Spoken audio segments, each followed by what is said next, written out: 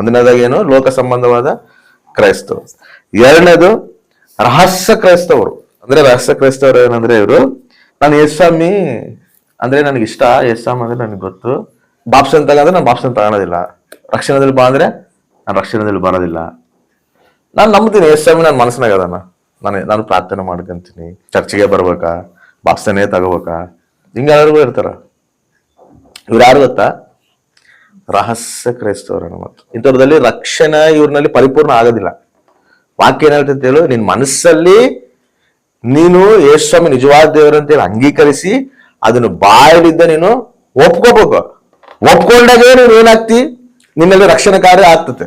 ಅದನ್ನೆಲ್ಲ ನೋಡ್ರಿ, ಓದ್ತೀನಿ ರೋಮ ಪತ್ರಿಕದಲ್ಲಿ ಏನೈತೆ, ರೋಮ ಪತ್ರಿಕದಲ್ಲಿ ಏನೈತೆ, ರಕ್ಷಣೆನ ಪರಿಪೂರ್ಣ ಆಗ್ಬೇಕಂದ್ರೆ ಹೃದಯದಲ್ಲಿ ನೀನು ಅನ್ಕೊಂಡು ನೀನ್ ವಿಶ್ವಾಸ ಇಟ್ಟು ಅದನ್ನ ಒಪ್ಕೋಬೇಕು. ರೋಮ ಪತ್ರಿಕೆ 10ನೇ ಅಧ್ಯಾಯ 9ನೇ ವಚನ. ಅದೇನೆಂದರೆ, ನೀನು ಯೇಸುವನ್ನ ಕರ್ತನೆಂದು ಬಾಯಿಂದ ಅರಿಕೆ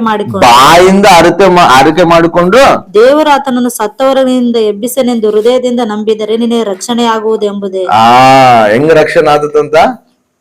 ಬಾಯಿಂದ ಒಪ್ಕೊಂಡು ಹೃದಯದಲ್ಲಿ ನೀನು ನಂಬಬೇಕು. ಯೇಸ್ವಾಮಿ ಒಂದಿನ ಯೇಸ್ವಾಮಿ ರಾತ್ರಿ ಟೈಮ್ನಲ್ಲಿ ಕುತ್ಕೊಂಡಿದ್ರೆ ನಿಕೋದೇಮೋ ಅನ್ನೋ ವ್ಯಕ್ತಿ ಬಂದು ರಾತ್ರಿ ಸಮಯದಲ್ಲಿ ಬರ್ತಾನೆ. ಎದಕ್ಕೆ ಹೇಳು? ಅವನು ಪರಿಸರನ ಬೆಳಗ್ಗೆ ಟೈಮ್ನಾಗ ಬಂದರೆ ಎಲ್ಲರೂ ಅವನ್ನ ನೋಡ್ತಾರೆ, ನೀನ್ ಎದಕ್ಕೆ ಯೇಸ್ವಾಮಿತಲ್ಲಿ ಹೋಗಿ ಅಂತ ಕೇಳ್ತಾರ. ಅದಕ್ಕೆ ಅವನು ಸೀಕ್ರೆಟ್ ಆಗಿ ಬಂದು ಮೀಟ್ ಆಗ್ತದ ನಾನು ಮತ್ತು ಯೇಸ್ವಾಮಿತಲ್ಲಿ ಕೇಳ್ತಾನೆ ಏನು ಏನಂತ. ಅಂದ್ರೆ ಹಿಂಗ ಇವ್ರು ಸೀಕ್ರೆಟ್ ಆಗಿರೋರು, ಮತ್ತೆ ಇವ್ರಲ್ಲಿ ರಕ್ಷಣೆ ಕಾರ್ಯ ಇರೋದಿಲ್ಲ. ಕಣ್ಣಿಲ್ದ ಕೂಡ ಒಬ್ಬನ ಅದನ್ನ, ಅವನಿಗೆ ದೇವರು ಫಸ್ಟ್ ಇದ್ದನು ಹುಟ್ಟಿದಾಗಿದ್ದವನು ಕಣ್ಣಿರೋದಿಲ್ಲ. ಕಣ್ಣಿಲ್ದವನ್ನ ದೇವ್ರು ಏನ್ ಮಾಡ್ತಾನ, ಅವನಿಗೆ ಬಂದು ಕಣ್ಣು ಕೊಡ್ತಾನ. ಕಣ್ಣು ಕೊಟ್ಟಾಗ ಎಲ್ಲರ ಪರಿಸರ ಬಂದು ನೀನು ಯೇಸ್ವಾಮಿ, ನಾನು ನಿನ್ ಕಣ್ಣು ಕೊಟ್ಟಿರೋದು, ಯೇಸ್ವಾಮಿ ನನಗೆ ಕಣ್ಣು ಕೊಟ್ಟಿರೋದು, ಯೇಸ್ವಾಮಿನೇ ನನಗೆ ಕಣ್ಣು ಬರಂಗ್ ಮಾಡಿರೋದು. ಅವ್ನು ಎಷ್ಟು ವಾದಿಸ್ತಿರ್ತಾನೆ. ಇವರೆಲ್ಲ ಏನಂತ ಹೇಳ್ತಾರೆ ಹೇಳ, ನೀನ್ ಯೇಸ್ವಾಮಿ ಅಂತ ಹೆಂಗೆ ಹೇಳ್ತೀನಿ, ಎದಕ್ಕಂಗ ಇದು ಮಾಡಿದೆ ಅಂತ ಹೇಳಿ ವಾದಿಸ್ತಿರೋದು ಏನಂತಾನೆ ಹೇಳೋನು, ಯೇಸ್ವಾಮಿನೇ ನಮಗೆ ಕಣ್ಣು ಕೊಟ್ಟಿರೋದು ಅಂತ ಹೇಳಿ ಹೇಳ್ತಾನ. ಹೇಳಿದಾಗ ಅವಾಗ ಅವರು ತಂದೆ ತಾಯಿನ ಕರೆಸ್ತಾರ. ತಂದೆ ತಾಯಿನ ಕರೆಸಿ ಅವ್ರ ತಂದೆ ತಾಯಿನ ಕೇಳ್ರಿ, ಇವ್ನು ಅವ್ರ ಮಗನ ಇಲ್ಲ ಗೊತ್ತಾತಂದಾಗ ಅವ್ರ ತಂದೆ ತಾಯಿಗಳು ಬಂದಾಗ ಅವ್ರ ತಂದೆ ತಾಯಿಗಳು ಏನಂತಾರೆ ಹೇಳು, ನನಗ್ ಗೊತ್ತಿಲ್ಲ ಅಂತಾರ.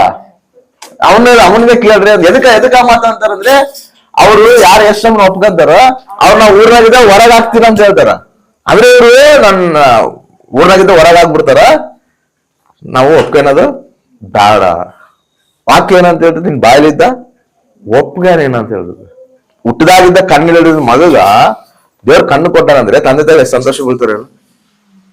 ಎಷ್ಟು ಜನ ನೀವ್ ಏನ್ ಹೇಳ್ತೀರಪ್ಪ, ನನ್ ಮಗಗ ಕಣ್ಣು ಬಂದವ, ಆ ದೇವ್ರೇ ನಮಗ್ ದೇವ್ರು, ನೀವೇನ್ ಹೇಳ್ತೀರಿ, ಕಳ್ಸಿರ ಹೊರ ಕಳ್ಸಿರ ನಾವು ಓನ್ ಬಾ ಹೊರಗೆ, ಇಲ್ದಿದ್ರೆ ನಿನ್ ಕಣ್ಣು ಬಂದವಲ್ಲ, ಹೌದಾ ಇಲ್ಲ? ತಂದೆ ತಾಯಿ ಸಂತೋಷ ಬೀಳ್ತಾರ. ಆದ್ರೆ ಇವ್ರು ಏನ್ ಮಾಡ್ತಾರೆ ಹೇಳು, ಭಯಪಟ್ಟು. ನೋಡ್ರಿ ಅದನ್ನ ಓದಿಸ್ತೀನಿ ನಿಮ್ಗೆ, ಯೋಹಾನ್ ಸುವಾರ್ತೆ 9:22 ಹೋದ್ರೆ. ಅವನ ತಂದೆ ತಾಯಿಗಳು ಯೆಹೂದ್ಯರಿಗೆ ಅಂಜಿದ ಕಾರಣ ಈ ಪ್ರಕಾರ ಹೇಳಿದರು. ಯಾರಿಗೆ ಅಂಜಾರ? ಯೆಹೂದ್ಯರಿಗೆ ಅಂಜಾರ. ಅಂಜಿ ಏನಂತ ಹೇಳ್ತಾರ, ಯಾಕೆಂದರೆ ಯಾರಾದರೂ ಯೇಸುವನ್ನು ಕ್ರಿಸ್ತನೆಂದು ಒಪ್ಪಿಕೊಂಡು ಹೇಳಿದರೆ ಅಂತವನಿಗೆ ಬಹಿಷ್ಕಾರ ಹಾಕಬೇಕೆಂದು ಯೆಹೂದ್ಯರು ಅದಕ್ಕೆ ಮುಂಚೆ ಗೊತ್ತು ಮಾಡಿಕೊಂಡಿದ್ದರು. ಎದಕ್ಕೆ ಇವರು ಬ್ಯಾಡ ಅಂದಾರ?